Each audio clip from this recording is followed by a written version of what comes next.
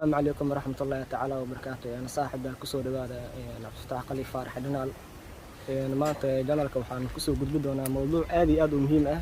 waxaan uga hadli doonaa sidee dakhli fiican aad bishii u heshaan tusaale adigoo qaata $150 sidee dakhligaada u kobcinaysaa oo bees income fiican ku soo gali karaa maanta arrintaas waxaan noo faahfaahin doonaa noo sharixi doona walaalkeen Cabditax Qali Faarax soo dhawaad horta ma sha Allah walaalkeen khayr Allah siiyo hadalkiisa waxa u fahmay yani for example kantu waxa qof shaqeeya waxaad dartaa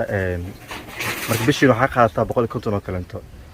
waxaad doonaysaa in lacagta inaad kobcin yani ku sameyso oo income yani dakhli fiican aad hesho marka hore